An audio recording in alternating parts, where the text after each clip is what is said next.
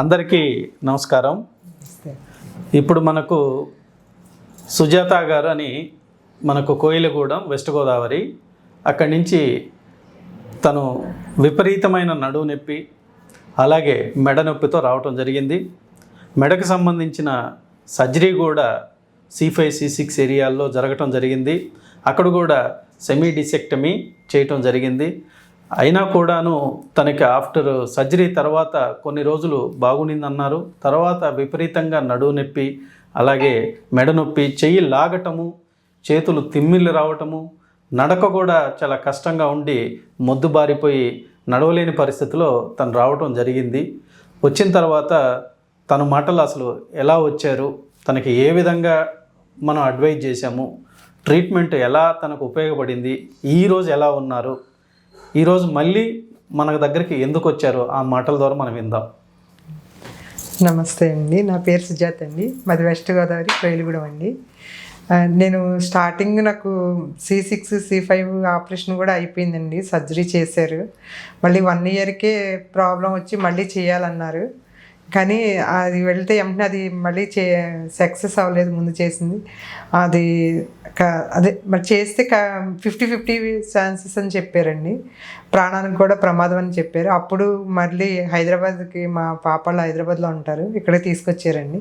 మాకు ఈ sir Mastan sir గారు మాకు ముందు నుంచే తెలుసండి. కానీ అప్పుడు ఏంటంటే వెంటనే చేయకపోతే ఒక 10-15 రోజుల్లో చేయకపోతే కాలు చేయి పడిపోతుంది అని అనడంతో, ఇది న్యాచురోపతి కదా స్లోగా ఉంటుందేమో ఈ ట్రీట్మెంట్ అని మేము ఆపరేషన్కి వెళ్ళిపోయామండి. కానీ అది దానివల్ల నాకు ప్రయోజనం కనిపించలేదండి. కొద్ది రోజులు మాత్రమే, అది సంవత్సరం కూడా లేదండి. తర్వాత ఇప్పుడు రెండోసారి చేస్తాం అన్న తర్వాత ఇక్కడికి వచ్చేయండి. అలాగే నాకు L4 L5 S1 కూడా ప్రాబ్లం ఉందండి. ఆ బాధతో మళ్ళీ మస్తాన్ సార్ దగ్గరికి వచ్చాయండి, ఇక్కడ ఈ హాస్పిటల్కి.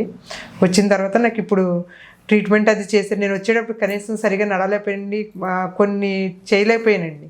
ఇక్కడికి వచ్చిన తర్వాత ట్రీట్మెంట్ అది చేశారు, చాలా బాగుందండి. అలాగే నాతో పాటు చాలామందిని నేను తీసుకొచ్చాను.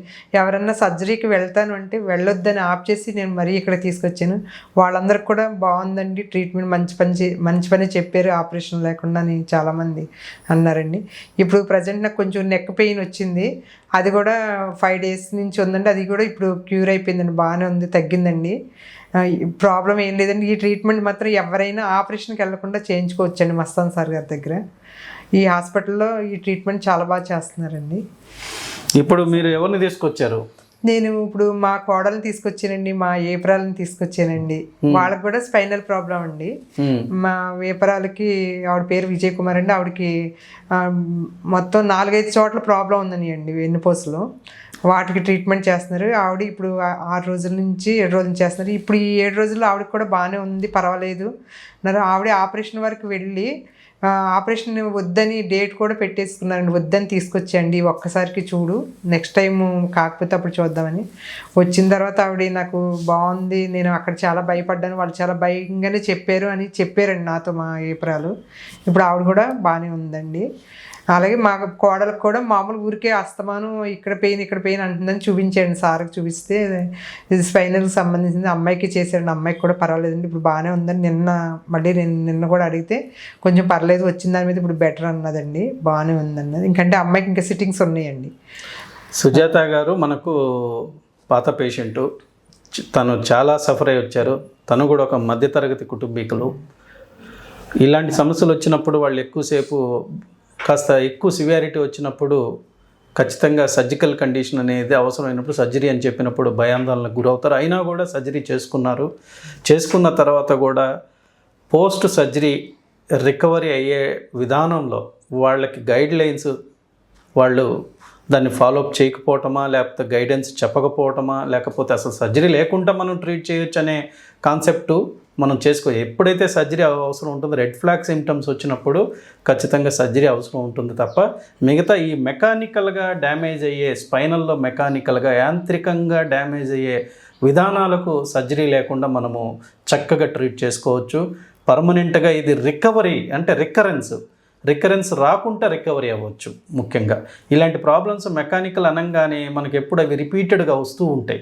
అలాంటి వాటిని మనము ఆపడానికి ఎక్కువ అవకాశం ఉంటుంది. ఎందుకంటే ఇది సెల్ఫ్గా మనకు బిల్డ్ అవుతుంది. ఆ స్ట్రెంగ్త్ కానీ ఆ మజిల్లో రిఫ్లెక్టెడ్ స్ట్రెంగ్త్ రావటం అనేది చాలా ఇంపార్టెంట్. అది కొంత ట్రైనింగ్ ప్రాసెస్ అనమాట.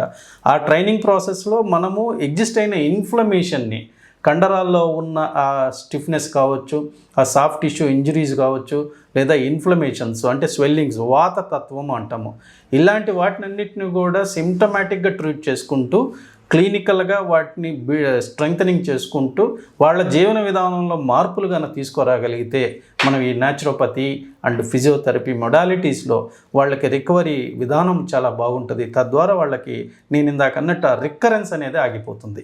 అది పెద్ద అచీవ్మెంట్ అనమాట. అది రిపీటెడ్గా మళ్ళీ వస్తుంటే మనం సైకలాజికల్గా కూడా చాలా డిస్టర్బ్ అవుతాం. సో సైకలాజికల్ ఎందుకంటే మనకు రోజువారీ దినచర్యలో మనకు రోజు అది బాధిస్తున్నప్పుడు మనం దేనికి ఏ పని చేయలేము. మనం ఏంటి మన పరిస్థితి, మంచాన్ని పడిపోతాం అనే భయం వేస్తూ ఉంటుంది. అలాంటి భయాందోళన నుంచి కూడా వాళ్ళని మనం సేవ్ చేసిన వాళ్ళం అవుతాం అనమాట. అలాగే ఆ రోజుటి నుంచి ఈ రోజుకి కూడా ముందర ఎవరైనా నడువు నొప్పి, మెడ నొప్పి అంటే చాలు డాక్టర్ గారికి ఫోన్ చేసేస్తుంది, మెసేజ్ చేసేస్తుంది, సార్ పలానా వాళ్ళు ఉన్నారు సార్, మీరు చూడండి సార్, మీ అపాయింట్మెంట్ సార్ అని. సో ఆ మెసేజ్లు ఫుల్ ఉంటాయి ఫోన్లో. సో పాపం ఆ మాట, ఎందుకంటే ఆమె సర్జరీ చేసుకుంది, ముందు తెలిసినా కూడా ఆ రోజు రాలేకపోయాను, ఆ రోజు వచ్చుంటే నాకు సర్జరీ కూడా ఉండేది కాదు, చక్కగా తగ్గేది. సరే చేసిన మనం అప్పుడు వినలేదు కాబట్టి ఇమీడియట్లీ వచ్చారు, రికవర్ అయ్యారు. వాళ్ళ పాప ఇక్కడ భవిష్య ఇక్కడ ఉండటము, వాళ్ళ అమ్మను కూడా ఫోర్స్గా తీసుకురావటము, ఇక్కడ చక్కగా వాళ్ళు రికవర్ అయ్యారు. ఇప్పుడు వాళ్ళ వియ్యపురాలు కావచ్చు, అలాగే వాళ్ళ కోడలు ఇద్దరు కూడా తీసుకొచ్చారు. ఎందుకంటే ఇలా 1 by 1 వర్డ్ ఆఫ్ మౌత్ చాలా ఇంపార్టెంట్ అండి. ఎందుకంటే వాళ్ళు ఖచ్చితంగా బాగుంటేనే వాళ్ళు ఒక మాట ఇంకొకరికి చెప్తారు. అలా చెప్పటం, వాళ్ళు ఎవరైతే నమ్మకంగా తీసుకొచ్చారో అంతే నమ్మకంగా వాళ్ళని మనం ట్రీట్ చేయాలి, వాళ్ళకి రికవరీ ఫేజ్ని ఇవ్వాలి, రికరెన్స్ని తప్పించగలగాలి. అంతేకాకుండా వాళ్ళ క్వాలిటీ ఆఫ్ లైఫ్ స్టైలు, అలాగే వాళ్ళ ఆర్థిక స్థితులను కూడా మనం అర్థం చేసుకొని ఎలా పడితే అలా ఛార్జెస్ చేయకుండా అనుగుణంగానే వాళ్ళకి అర్థమయ్యే రీతిలో ఆర్థిక భారాన్ని కూడా ఈ ట్రీట్మెంట్లో మేము కన్సిడర్ చేస్తాం. ఎందుకంటే ప్రతి ఒక్కటి అక్కడ చాలా సెన్సిటివ్. అదే మనం అర్థం చేసుకుని వాళ్ళ ఆర్థిక పరిస్థితులు కూడా అర్థం చేసుకుని ట్రీట్మెంట్ చేయటం అనేది ఒక మంచి పరిణామం అది. అందువల్ల వాళ్ళు హ్యాపీగా ఉంటే అంతకు మించిన ఈ ప్రాక్టీస్ చేయటంలో మాకు అర్థం కూడా అదే కదండి. అందువల్ల మనం ఇలాంటి వాళ్ళు బాగుంటే మనం అందరం కూడా బాగుంటాం. Finally, we are happy with tender hands. Thank you, Mastan sir. Thank you, Naveen sir.